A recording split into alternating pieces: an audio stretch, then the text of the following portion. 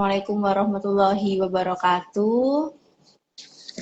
Waalaikumsalam Selamat warahmatullahi wabarakatuh. pagi rekan-rekan Likmed semua yang ada di rumah yang hari ini liburan ya tentunya. Semoga kalian bisa join live Instagram kita pada pagi hari ini dengan saya Amalia Tri Asmara Rotari yang hari ini akan memandu program hari ini dengan program Ngobras, ngobrol santai dengan tema level up your career, tips membuat CV yang menarik dan profesional. Nah, hari ini saya tidak sendiri teman-teman. Saya ditemani oleh seorang mahasiswa magister psikologi ya, sekaligus konselor karir di DP KAA Unair.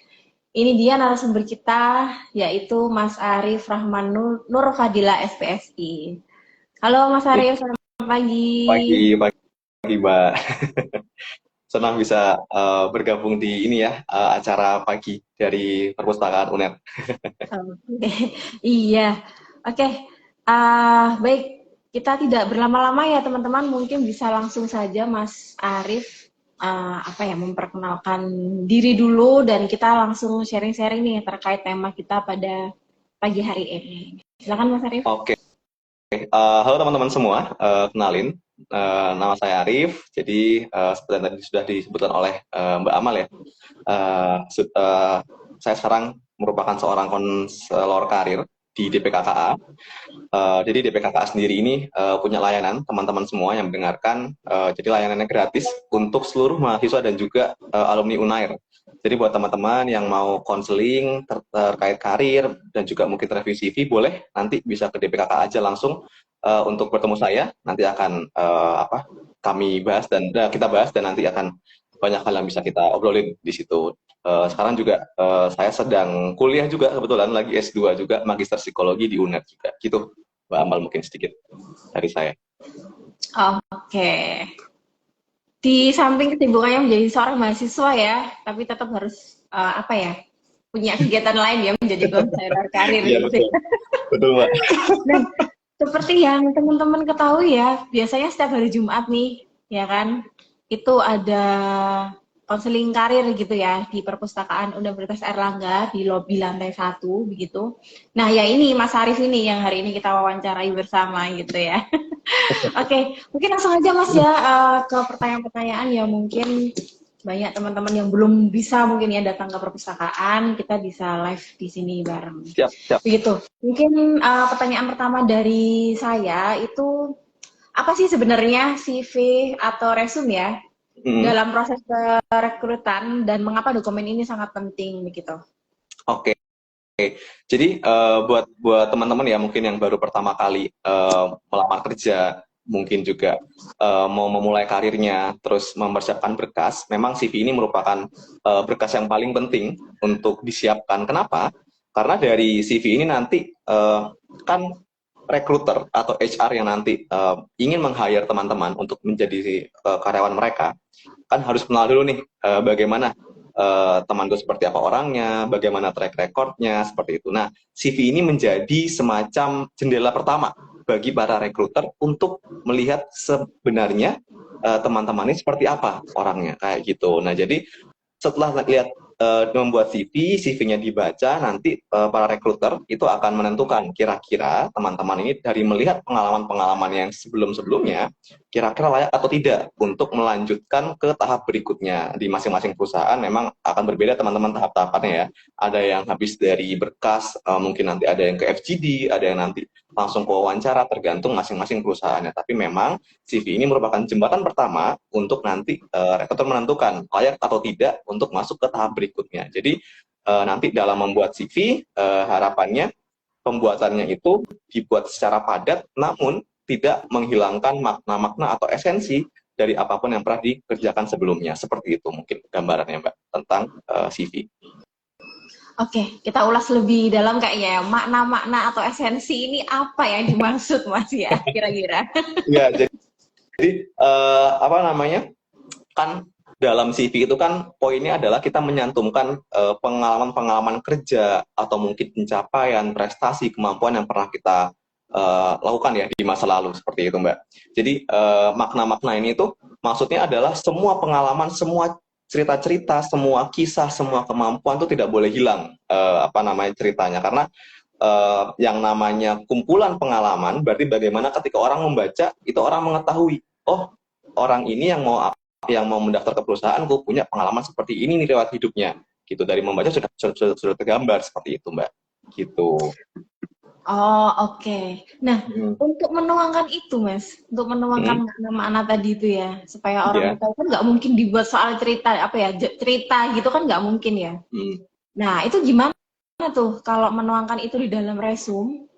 Itu seperti iya, apa? Di bagian oke. mana biasanya gitu? Oke, mungkin ini ya, sebelum sebelum masuk ke sana mungkin teman-teman harus tahu dulu kalau di CV itu punya beberapa bagian gitu ya. Nah, di masing-masing bagian ini nanti cara menceritakan ceritanya, kisahnya, dan juga poin-poinnya juga beda-beda gitu. Nah, CV itu diawali dari nanti teman-teman menuliskan identitas diri. Biasanya itu apa namanya, dari ada nama, ada apa namanya, nomor telepon, keterangan-keterangan pribadi ya, email dan lain sebagainya. Lalu lanjut ke bagian kedua, nanti ada yang namanya itu executive summary, jadi rangkuman atau profil singkat yang memuat, biasanya cukup memuat teman-teman itu mengidentifikasi diri sebagai apa. Boleh mungkin bilang merupakan seorang sarjana, atau mungkin bilang pengalamannya apa aja, rangkumannya, lalu mungkin keahliannya apa aja, seperti itu. Jadi cukup beberapa poin aja yang ada di bagian summary gitu. Terus untuk selanjutnya ada bagian pendidikan ya. Pendidikan itu bisa dicantumkan teman-teman, isinya juga nanti bisa apa namanya, bisa dicantumkan IPK, terus juga mata kuliah yang dipelajari apa saja yang relevan untuk daftar pekerjaannya, lalu juga kalau punya publikasi atau penelitian itu juga cukup bagus untuk dicantumkan di bagian pendidikan. Lalu baru nanti masuk ke pengalaman kerja, project, dan juga organisasi. Nah, ini yang penting nanti, karena ini merupakan intisari dari yang ada di CV gitu. Karena yang namanya untuk melamar bekerja ya, pasti akan dicari bagaimana performanya untuk bekerja di kemudian hari, maka akan dilihat bagaimana pengalaman sebelumnya. Lalu setelah pengalaman kerja, proyek, dan organisasi, baru nanti dicantumkan keterampilannya apa aja, dan juga sertifikat dan penghargaan yang pernah dicapai, seperti itu. Itu mungkin untuk ini ya Mbak ya, apa namanya, apa saja bagian-bagiannya, karena nanti akan beda-beda isinya di masing-masing bagian itu, gitu. Oke, baik. Begitu ya teman-teman kalau sebelum membuat apa daftar riwayat hidup gitu ya, resume atau CV yang ingin kalian lamar nantinya di perusahaan itu ada beberapa bagian, mulai dari nama, nomor WA pribadi ya, Iya, betul. informasi pribadi, kemudian bagian keduanya tadi profil singkat ya tentang apa yang sudah pernah dilakukan, mungkin bekerja di mana, seperti itu ya, Betul, prestasinya apa, di bidang apa, seperti itu ya. Yang betul seperti itu, selanjutnya itu Mbak. adalah lampiran-lampiran sertifikat yang pernah diikuti begitu ya. Lah Mas, Hmm. ini kalau misalnya untuk fresh graduate nih ya, Hmm. ini teman-teman yang barusan lulus Iya. terus fresh graduate, mereka nggak punya pengalaman bekerja di mana ya, bekerja di perusahaan misalkan, mereka hanya punya sertifikat magang, mereka hanya punya sertifikat organisasi saja begitu, itu apakah diperbolehkan? Karena kalau misalnya kita mau melamar di perusahaan besar kan tentu pasti kita kayaknya minimal nih ya yang dilihat kan punya pengalaman kerja di mana nih sebelumnya Oke, gitu ya. kan. Nah itu gimana Hmm. kalau menurut Mas Arif? Iya, Mbak, kalau case-nya memang teman-teman fresh graduate, itu memang kan banyak ya kebingungan ya seperti apa. Nah, sebenarnya sebenarnya banyak banget pengalaman itu bisa diceritakan dalam bentuk pengalaman organisasi, atau mungkin dulu waktu di kampus pernah apa, ikut perlombaan, pernah ikut olimpiade, mungkin menghasilkan sebuah karya, entah karya tulis, entah bikin prototipe sebuah barang, atau mungkin waktu di kampus itu pernah berperan pernah penelitian banyak, itu boleh cantumkan semua, itu nggak masalah gitu. Jadi walaupun memang apa namanya, memang akan lebih baik ketika teman-teman itu menyantumkan pengalaman kerja yang relevan. Namun buat teman-teman fresh graduate nggak usah khawatir, nggak usah minder. Kuncinya adalah bagaimana teman-teman bisa mengelaborasi ceritanya kayak gitu. Contoh mungkin teman-teman nggak pernah magang, nggak pernah punya pengalaman kerja, tapi punya pengalaman organisasi yang banyak. Itu bisa bisa tuh diceritakan. Uh, Mungkin teman-teman pernah jadi ketua apa di organisasi tertentu. Nah, itu boleh diceritakan dengan lebih rinci ya. Bagaimana teman-teman memimpin organisasinya, bagaimana membuat inovasi dalam organisasi, lalu apa saja mungkin masalah-masalah yang pernah di-tackle selama jadi ketua organisasi dan sebagainya. Toh juga kalau nanti atau mungkin teman-teman pernah mungkin jadi apa namanya, asisten peneliti mungkin di apa, di selama di kampus, atau mungkin punya pencapaian menang lomba apa bisa bisa dijelaskan sedikit bagaimana proses mencapai lombanya, perannya seperti apa yang dibuat, outputnya seperti apa, seperti itu. Jadi sebenarnya banyak kok yang bisa dicantumkan dalam CV. Jadi nggak cuma melulu soal pekerjaan aja gitu, Mbak. Oh, oke. Berarti nggak hanya tentang pekerjaan ya, tapi organisasi pun Betul, untuk fresh graduate itu juga masih dipertimbangkan ya, betul, Mas ya. betul, Mbak. Nah, Bisa, Mbak. biasanya nih, Mas, kalau di lamaran pekerjaan, Hmm. ini untuk yang benar-benar nggak punya pengalaman sama sekali nih, nggak pernah punya di bidang apa ya, nggak punya bidang organisasi juga, dia hanya apa ya, memanfaatkan akademisnya saja. Hmm. Mungkin IPK-nya yang tinggi nih, biasanya IPK tinggi tapi organisasinya kurang, ada yang seperti itu kan. Nah, itu bisa nggak sih Mas, untuk biasanya kan untuk dilihat nih ya, Hmm. kan banyak nih pasti di perusahaan itu CV-CV yang masuk. Hmm. Ini IPK-nya tinggi, terus organisasinya banyak, atau IPK-nya tinggi malah tidak punya organisasi seperti itu. Nah, itu sarannya Mas Arief gimana kalau misalnya ada yang saya nggak punya organisasi, saya nggak pernah ikut gitu Hmm. ya, tapi Hmm. IPK-nya Hmm. tinggi Mas. Hmm. Hmm. Itu Ya gimana? buat teman-teman yang uh, case-nya seperti itu, mungkin kalau boleh saran ya, jadi dalam CV itu nanti kalau bisa selama nanti proses teman-teman sudah mencari kerja, sudah mulai mau meniti karir, itu coba dibarengi juga untuk mencari sertifikasi pelatihan, sertifikasi yang bisa menunjang pekerjaannya teman-teman masing-masing kayak gitu kan. Sekarang kalau misalkan teman-teman tahu ya, sekarang sudah ada BNSP, sertifikasi BNSP itu dari pemerintah itu sudah cukup kuat untuk teman-teman lampirkan ketika teman-teman nanti ikut course-nya. Misalkan seperti di bidang HR itu sudah banyak sekarang, di bidang digital marketing juga sudah banyak sekarang untuk pelatihan software-software seperti Excel, Word itu juga banyak. Nah, teman-teman ketika mungkin case-nya merasa minder, kurang percaya diri dengan apa yang sudah dimiliki, walaupun mungkin IPK-nya tinggi atau mungkin punya banyak organisasi, bisa dilengkapi dengan itu, teman-teman. Jadi sebelum mendaftar, coba ikut berbagai macam kelas gitu. Ada banyak kok sekarang. Dan di DPKKA pun juga menyediakan gitu, teman-teman. Kami di DPKKA sering juga bikin sertifikasi digital marketing. Nah, mungkin teman-teman yang minat di bidang itu boleh pantengin aja IG-nya DPKKA untuk melihat info lebih lanjut seperti apa gitu. Tapi di luar sana ada banyak, teman-teman. Jadi ditambah ilmunya, ditambah sertifikasinya, pelatihannya, itu nanti dilampirkan di CV di bagian keterampilan dan sertifikasi. Itu bisa tuh untuk menambah value teman-teman ketika nanti sudah lolos di tahap pemberkasan, lalu diwawancara, teman-teman sudah punya ilmunya seperti itu. Oke, baik. Berarti kesimpulannya tetap harus memiliki lampiran ya, Mas ya. Betul, iya. Lampiran diri ya, gitu Memang ya. Entah itu benar. sertifikat, ikut sertifikasi gitu. Karena sekarang memang kalau saya sertifikasi pun sekarang sudah banyak yang gratis ya, Mas Nah, ya. betul. Bisa Itu Mbak, mengikuti betul. secara gratis begitu untuk pelatihan-pelatihannya. Iya, Oke, betul itu, Mbak. gitu ya teman-teman. Jadi nggak usah minder kalau misalnya belum punya pengalaman, tapi minimal kalian juga pernah mengikuti pelatihan atau workshop begitu ya. Dan Betul. kalau bisa juga ikut yang bersertifikat gitu, yang diakui begitu, agar perusahaan tersebut juga mempertimbangkan gitu Mas ya. Betul, betul, Oke, setuju, nah Mbak. dari semuanya nih, dari tadi bagian-bagian CV, biasanya nih ada nggak sih kesalahan dari seorang pelamar ketika dia membuat CV atau resume-nya gitu, yang Oke. akhirnya tidak dilihat nih sama perusahaan, ini salah ini udah nggak dilihat. Kesalahan Iya. simpel lah, sampai kesalahan yang terbesar itu apa? Gitu. Oke.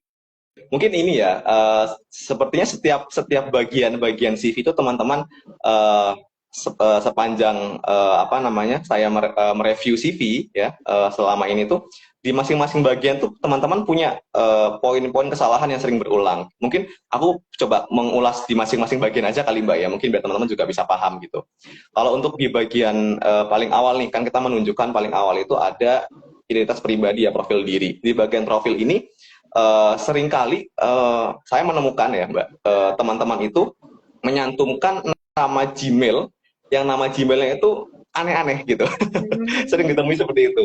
Namanya mungkin siapa? Mungkin namanya Ilham, tapi emailnya itu jerapah apa gitu kan, nggak nyambung sama namanya, kan kurang profesional. Itu mungkin itu sering saya temui gitu Mbak. Terus masih di bagian profil juga ngomongin soal LinkedIn. LinkedIn boleh dicantumkan, tapi kalau bisa URL-nya tuh di ini dipangkas aja, karena kadang ada generic number yang tergenerate di link apa URL-nya itu bisa dihapus aja dari LinkedIn, itu bisa seperti itu. Itu dua kesalahan paling umum ya dari teman-teman ketika menyantumkan di bagian identitas pribadi. Lalu kalau masuk ke bagian summary, di bagian summary ini yang sebenarnya agak gemes ya, karena sering banget terjadi. Jadi teman-teman itu menuliskan hal-hal yang sekiranya ketika orang membaca, orang itu tidak bisa membayangkan kayak gitu Mbak. Kayak contoh, mungkin teman-teman menuliskan, oh minat di bidang HR, saya memiliki antusiasme yang tinggi dalam bekerja. Ketika orang membaca kalimat-kalimat seperti itu kan tidak konkret ya Mbak, orang nggak akan bisa memahami memang seantusias apa gitu kan. Terus kalau minat di bidang HR, minat di bidang accounting, terus apa kelanjutannya gitu. Sering kali juga menemukan ya di bagian summary itu profil diri bilang antusias untuk belajar lebih, tapi nggak jelas belajar lebih ini belajar apa gitu. Nah itu buat teman-teman yang nanti lagi menulis CV atau mungkin lagi sudah punya CV, coba dilihat lagi bagian summary-nya. Coba minimalisir kalimat-kalimat yang tidak konkret teman-teman. Pastikan semua kalimatnya itu punya rujukan di bagian sub-sub bagian bawahnya gitu. Kalau ngomongin pengalaman ya udah fokus ke pengalaman aja. Kalau ngomongin keterampilan ya udah fokus ke keterampilan yang ada buktinya aja gitu. Jangan ngomong keterampilan-keterampilan yang sepertinya susah dibayangkan kayak gitu. Gitu ya, itu bagian summary ya Mbak ya. Terus untuk bagian pendidikan, seringkali teman-teman yang sudah S1 semester 7 atau mungkin sudah fresh graduate masih menyantumkan sejarah pendidikan SMA gitu. Nah, itu nggak perlu teman-teman ya. Itu nggak perlu. Jadi cukup S1-nya aja gitu ya. Itu untuk bagian pendidikan. Lalu untuk bagian pengalaman kerja dan bagian pengalaman organisasi ini serupa ya, kesalahan yang sering terjadi ya kan. Mungkin teman-teman sering dengar kalau CV itu harus padat, harus ringkas gitu. Tapi ringkasnya ini jangan sampai terlalu ringkas. Contoh mungkin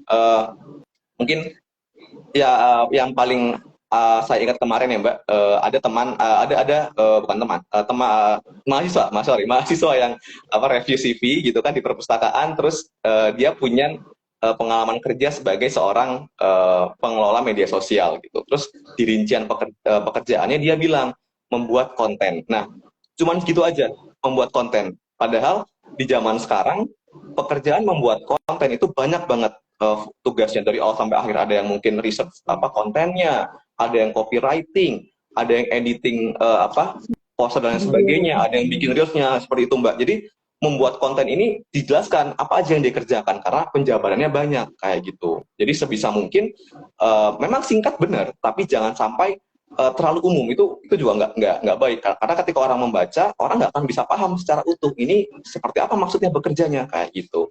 Terus juga mungkin yang pernah saya ingat Mbak ya, dia bekerja sebagai seorang pokoknya dia rincian pekerjaannya itu mengerjakan hal-hal administratif gitu. Padahal tapi dia nggak menjelaskan apa administrasinya gitu. Padahal kan banyak ya kayak mungkin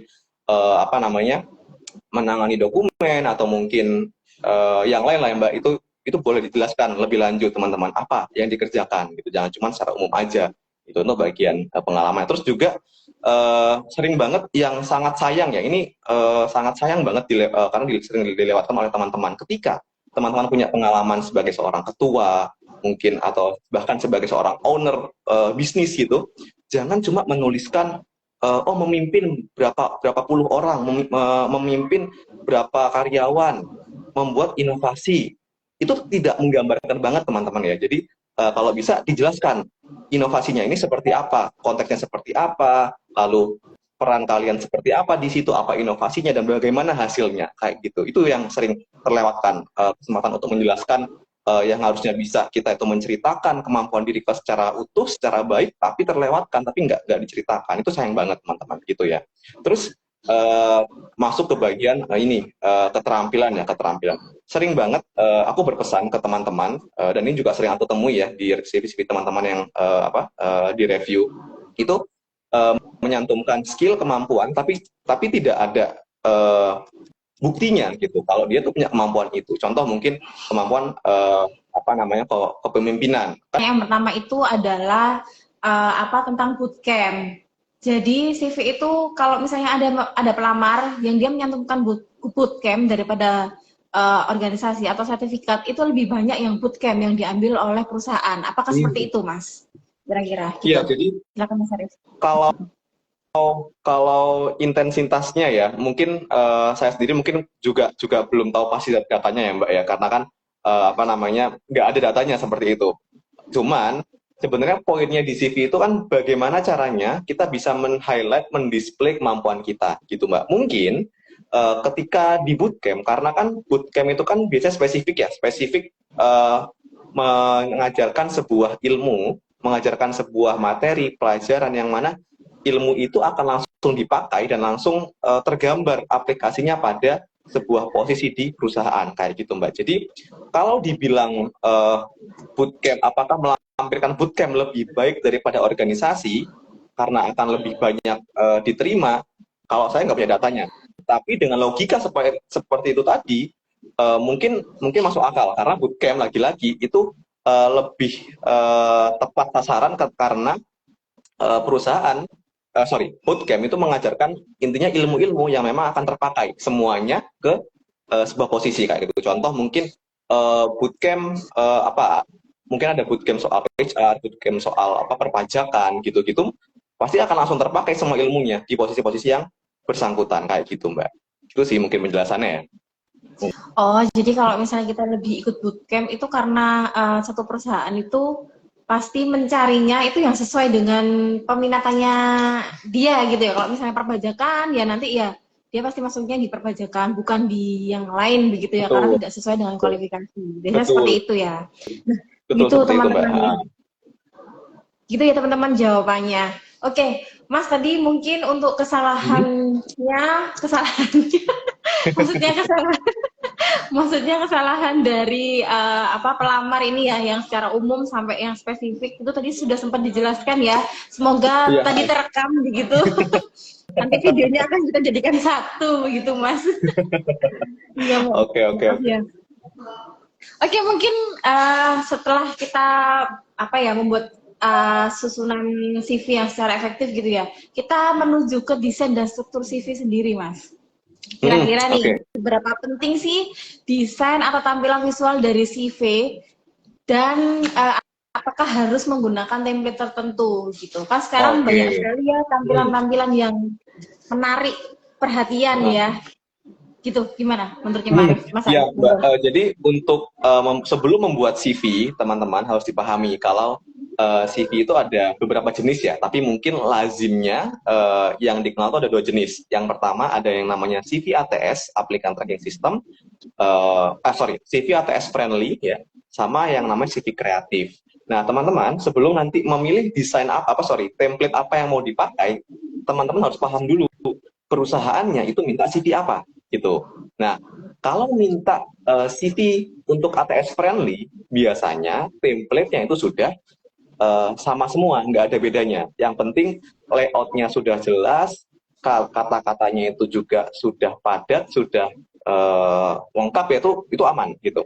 Teman-teman bisa mengunjungi beberapa website juga kalau di DPKKA biasanya di DPKKA di website kami itu akan meredirect ke Kinobi karena itu memang kerjasama ya DPKK dan Kinobi untuk membuat CV yang template-nya sudah ada. Teman-teman tinggal memasukkan rincian-rincian pengalamannya saja, langsung dari Kinobi-nya sudah membuat template kayak gitu. Atau kalau teman-teman mau bikin sendiri dari Word pun nggak masalah gitu ya. Tapi template-nya memang tidak warna-warni, tidak layoutnya tidak aneh-aneh. Jadi semua urutannya jelas kalau di CV versi yang ATS friendly. Tapi kalau teman-teman diminta untuk membuat CV kreatif ya, biasanya kayak posisi-posisi seperti jadi graphic designer dan sejenisnya, itu baru teman-teman coba mengkreasikan uh, yang sekiranya bisa menggambarkan kalau teman-teman itu punya keahlian yang baik di bidang desain kayak gitu. Nah, untuk template-nya di CV kreatif tidak ada teman-teman, nggak ada template-nya. Yang penting bagaimana caranya itu bisa menuangkan kepribadian teman-teman, menuangkan apa keahlian teman-teman di desain CV itu, gitu. Gitu. Jadi sebelum menentukan template-nya harus tahu dulu perusahaan minta CV yang seperti apa, gitu, gitu Mbak. Oke, berarti sebelum membuat CV harus tahu ya perusahaannya itu Hmm, ingin membuat CV yang seperti apa gitu supaya betul, betul. tepat sasaran Hmm, gitu ya. iya benar-benar Mbak. Oke, sebentar. Mungkin ada pertanyaan dari teman-teman. Teman-teman yang mau bertanya mungkin bisa langsung di kolom komentar aja ya. Tadi yang sempat bertanya mungkin hilang, bisa kembali lagi bertanya, begitu. Oke, kita lanjut ya Mas ya. Siap. Ini tentang foto nih. Nah, foto Iya, Mbak. zaman zaman dulu, tuh kan ada yang ditempel, ada yang cuma dijepret gitu Nah, ya. iya, Gitu. Mbak, Nah, betul. apakah sekarang itu hanya bentuk print? Nah, sekarang ini kayaknya langsung Heeh. kayak ngeprint gitu kan, Heeh, foto itu heeh. langsung di-print jadi satu dengan CV Hmm. mereka begitu. Nah, apakah sekarang desainnya seperti itu, Mas? Oh Kalau ya, untuk tampilan oke. foto begitu ya, seberapa Hmm, penting juga foto itu digunakan? oke. Kalau ngomong penting apa enggaknya ya Mbak ya, mungkin yang pertama-tama harus dipahami dulu, mungkin teman-teman juga harus ngebaca ya, ngebaca di permintaan requirement CV-nya gitu. Sorry, berkas-berkasnya apakah secara spesifik foto itu diminta gitu. Karena eh, biasanya gini, biasanya kalau foto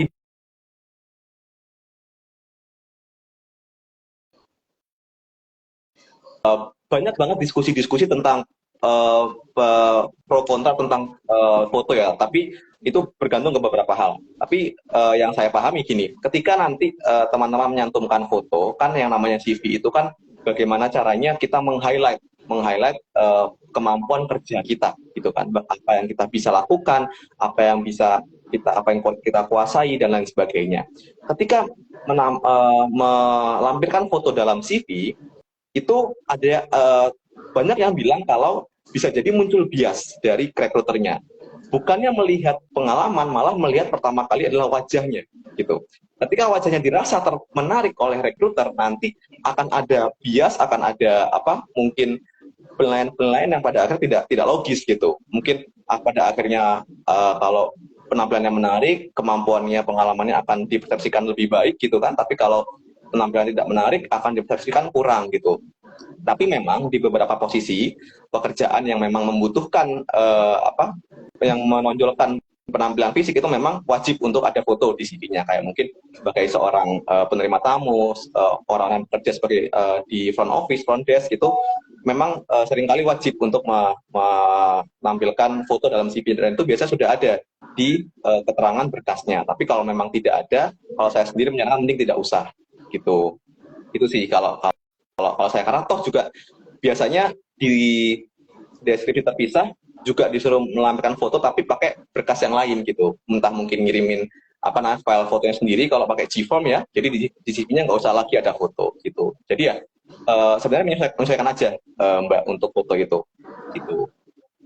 Oh, oke. Berarti sudah ada pergeseran ya dari zaman saya Iya. dulu dengan zaman yang sekarang gitu. Kalau dulu kan wajib apapun pakai foto begitu ya. Fotonya formal, backgroundnya merah begitu ya. Hmm. Hmm. Pakai jas seperti itu.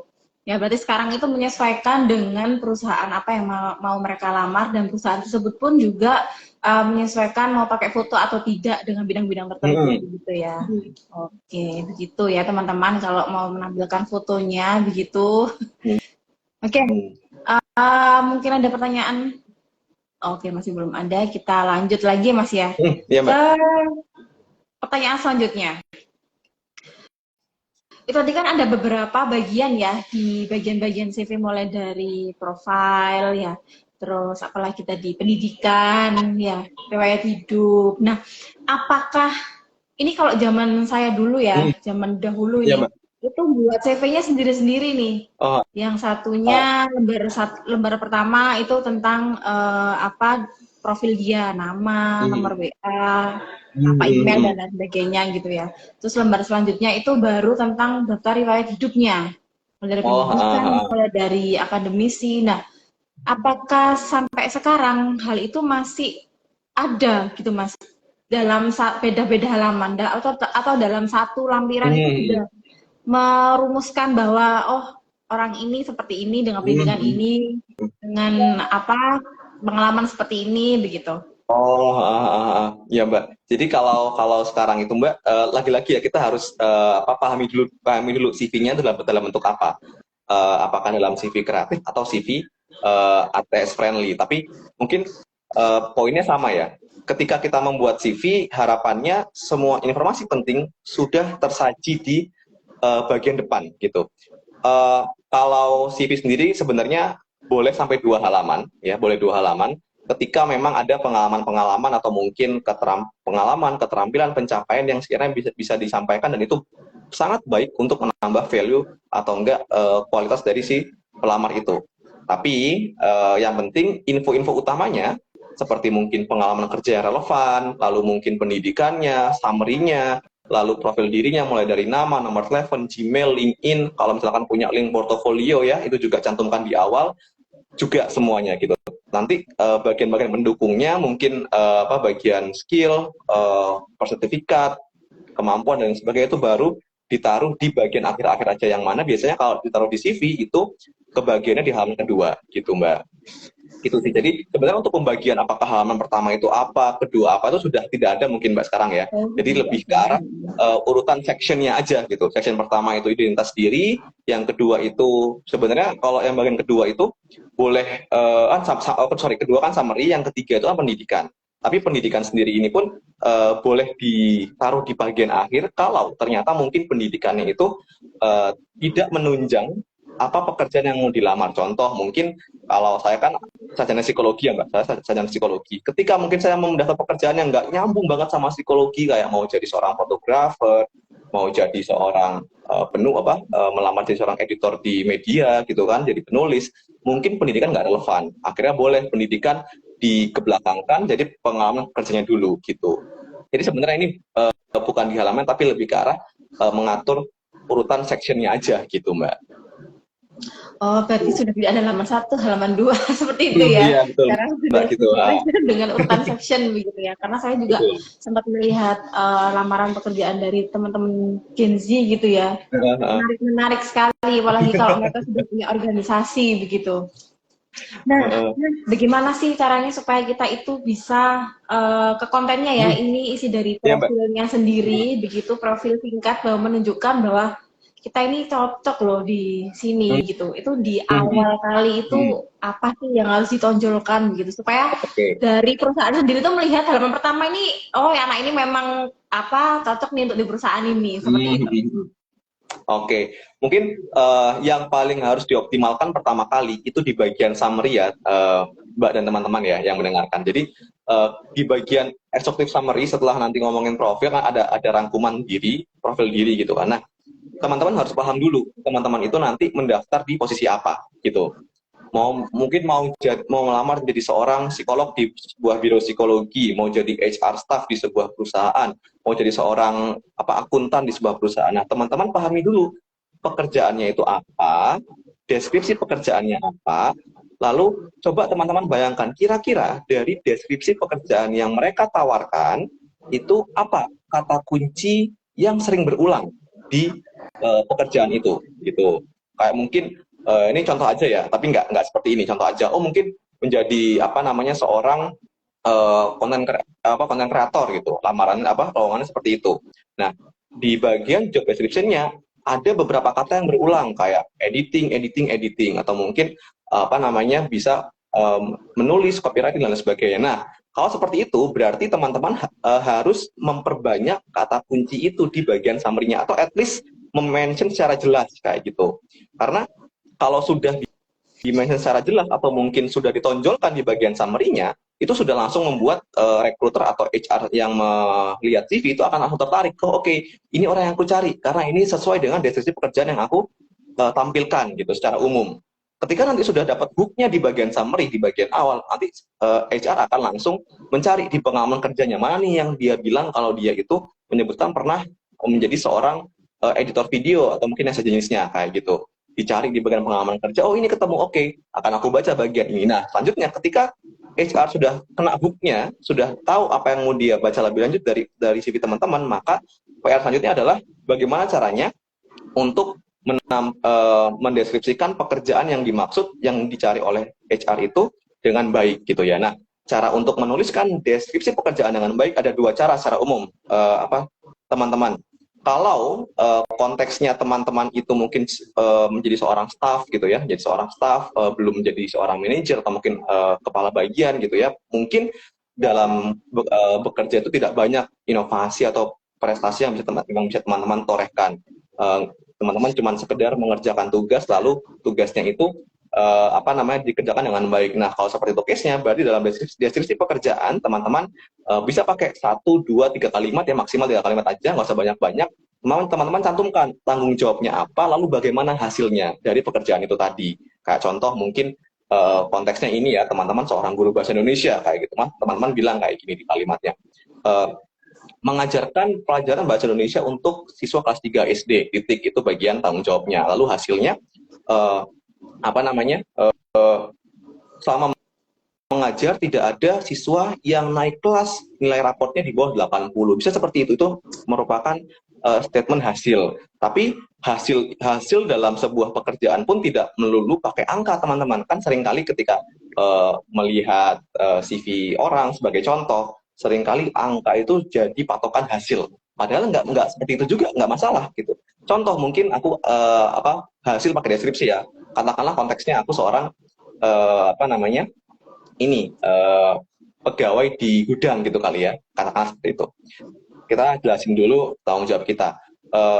Bertugas untuk mencatat seluruh aset perusahaan dalam gudang, itu tanggung jawabnya, titik, selesai. Lalu bilang hasilnya, selama bertugas saya tidak pernah melanggar satupun SOP perusahaan. Nah, itu juga sebuah hasil. Artinya selama bekerja nggak pernah satupun aturan perusahaan yang dilanggar. Itu bagus, itu baik gitu teman-teman. Itu ya, itu ngomongin soal hasil. Terus yang kedua, untuk mendeskripsikan secara utuh supaya HR tuh bisa kena hook untuk membacanya. Ketika teman-teman punya inovasi, punya prestasi, punya hal-hal yang baik yang pernah dituangkan di selama bekerja, bisa diceritakan menggunakan rumus STAR, teman-teman. Kalau teman-teman pernah dengar ya, STAR itu kan S-nya situation, T-nya itu task, A-nya itu action, R-nya itu result. Jadi dijabarkan lewat struktur STAR, teman-teman. Nah, teman-teman bisa menjelaskan situasinya apa. Oh, dulu mungkin ini konteks organisasi ya, karena sering banget ini yang paling mudah mungkin buat teman-teman yang masih mahasiswa untuk dibayangkan. Mungkin oh dulu pernah nih di fakultas itu banyak teman-teman yang kesulitan dalam mengerjakan tugas penelitian gitu. Terus saya sebagai seorang staf BEM yang bertugas di Departemen riset dan pengembangan mencoba untuk membuat program yang namanya apa gitu untuk menyelesaikan masalah tadi. Hasilnya bisa dilihat nilai-nilai teman-teman semester berapa yang ngambil mata kuliah apa meningkat semua ketimbang tahun kemarin. Nah, itu bisa jadi membantu untuk menjelaskan apa yang sudah teman-teman capai kayak gitu. Itu jadi teman-teman. Jadi ada dua cara, ada dua hal yang bisa teman-teman maksimalkan untuk menghook para recruiter ketika membaca CV teman-teman. Maksimalkan summary-nya dengan melihat kata kunci yang ada di job description, lalu jabarkan secara jelas dan baik di bagian rincian pekerjaannya nanti di bagian bagian pengalaman kerja itu, Mbak dan teman-teman. Berarti sepenting itu Mas ya menjabarkan soft skill mereka dan pengalaman bekerja mereka itu penting sekali begitu ya. Betul, Mbak. Nah, gimana caranya supaya kita itu bisa menampilkan soft skill yang kita punya untuk menjabarkan ya, misalkan soft skill kita itu pandai berkomunikasi, misalnya seperti itu ya. Tapi kan nggak mungkin kita hanya tulis pandai berkomunikasi gitu arah gitu kan nggak mungkin. Kita perlu menjabarkannya dengan pengalaman kita nggak sih Mas? Atau kita jabarkan aja kalau saya pandai PR, saya punya sertifikasi ini atau gimana? Untuk menjabarkannya seperti itu. Oke. Nah, ketika kita punya sebuah keterampilan, kita punya skill, kita punya kemampuan, Mbak dan teman-teman ya, ada dua hal yang harus diperhatikan. Pokoknya kuncinya adalah ketika orang membaca, ketika kita menjelaskan, kita harus melampirkan buktinya. Buktinya ini bisa lewat banyak hal ya. Jadi kalau kita mau mengklaim kita punya skill komunikasi misalkan, at least kita bisa buktikan lewat yang pertama. Mungkin teman-teman punya pelatihan atau sertifikasi yang menunjukkan kalau teman-teman pernah pelatihan itu, atau mungkin pernah sertifikasi itu dan sebagainya.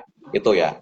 Terus yang kedua, teman-teman bisa buktikan lewat narasi di pengalaman kerjanya teman-teman. Misalkan teman-teman itu pernah kalau di organisasi, mungkin ya ini konteksnya organisasi, mungkin pernah jadi seorang LO, liaison officer gitu.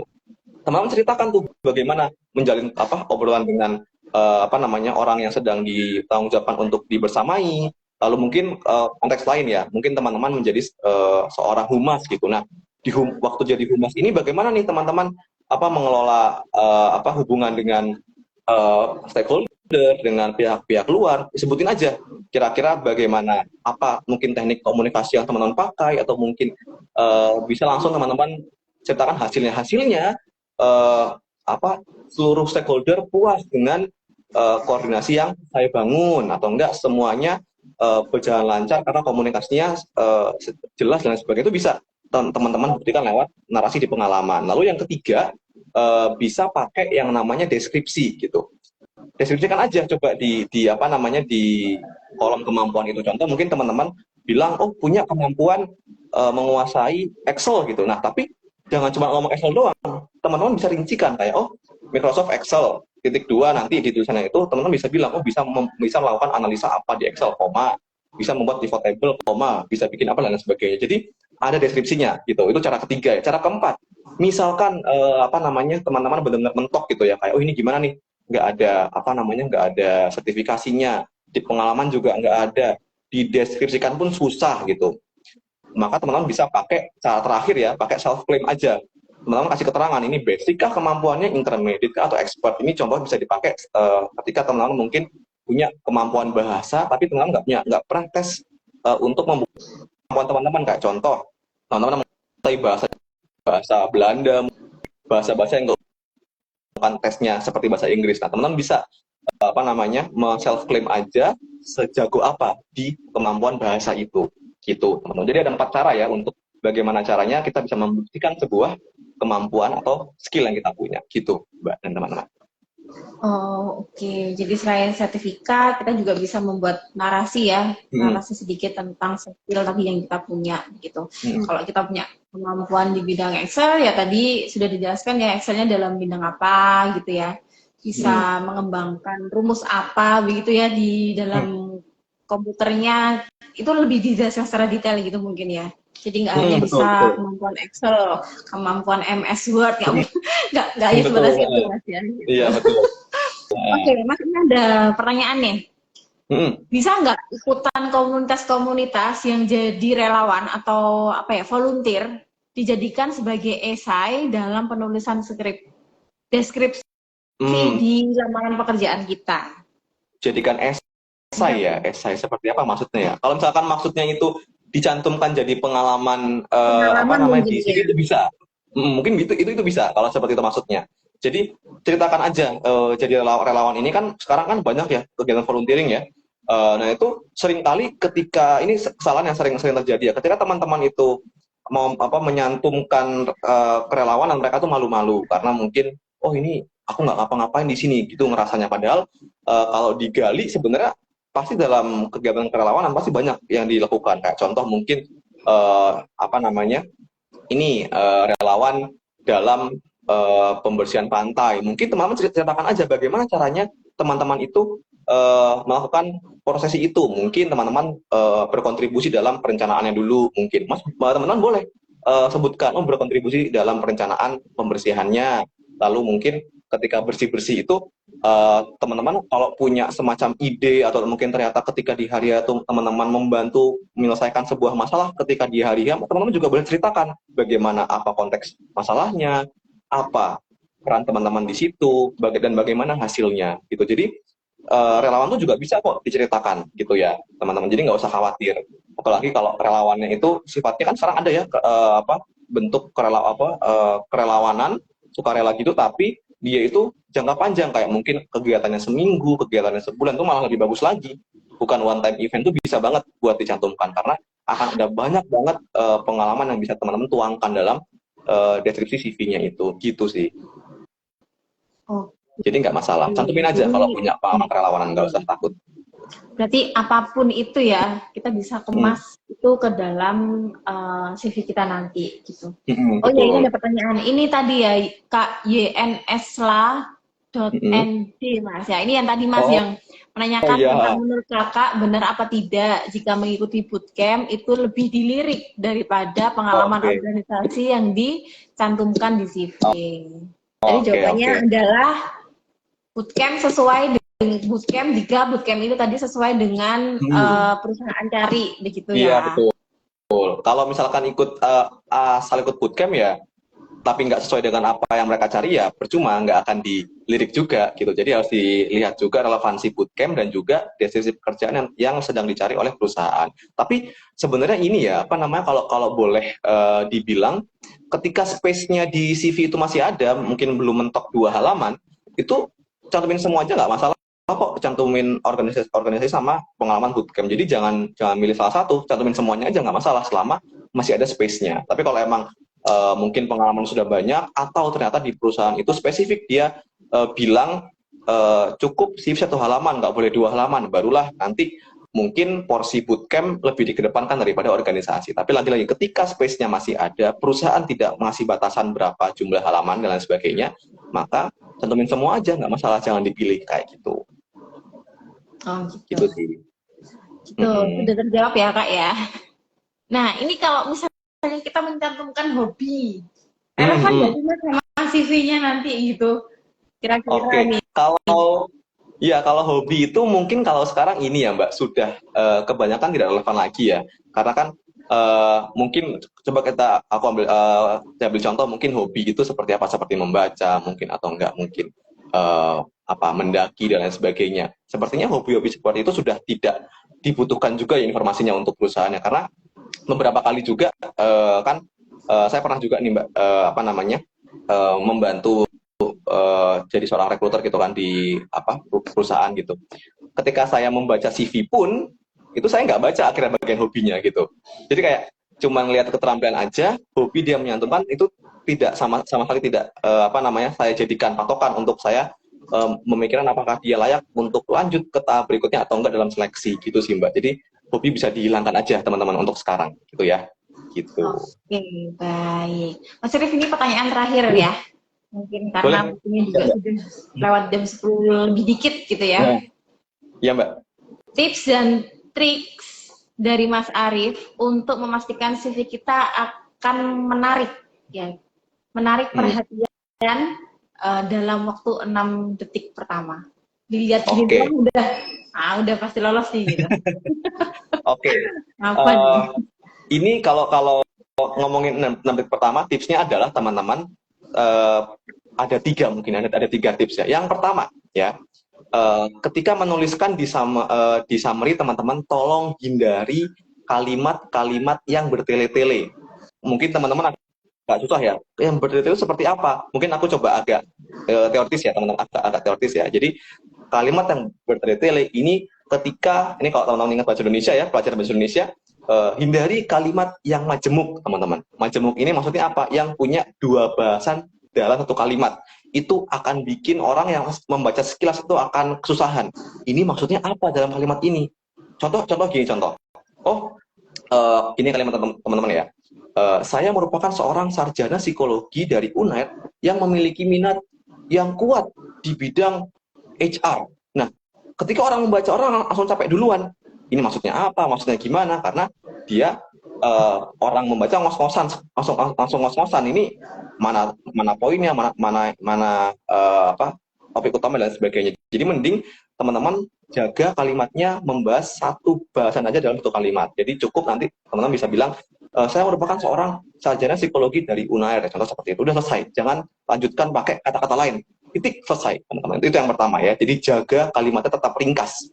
Jangan bertele-tele. Terus yang kedua, jangan pakai kalimat-kalimat yang orang tidak bisa bayangkan. Tadi sudah sebutkan juga di awal-awal ya.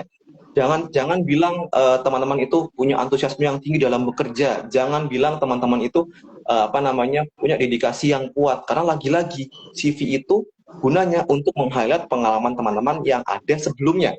Ketika teman-teman menggunakan kata-kata seperti itu tadi, itu sangat abstrak. Dan orang nggak bisa membayangkan. Orang akan capek duluan ketika membaca. Jadi nggak akan bisa dibuktikan juga gitu kan. Terus yang ketiga, teman-teman langsung buka di bagian summary-nya itu dengan statement teman-teman itu mendefinisikan diri sebagai seorang seperti apa gitu. Jadi ketika mungkin teman-teman tuh sudah ngerti nih, pekerjaan ini baiknya ketika aku lamar, aku harus menonjolkan diriku sebagai seorang apa, gitu. Apa identitas diri yang ditonjolkan.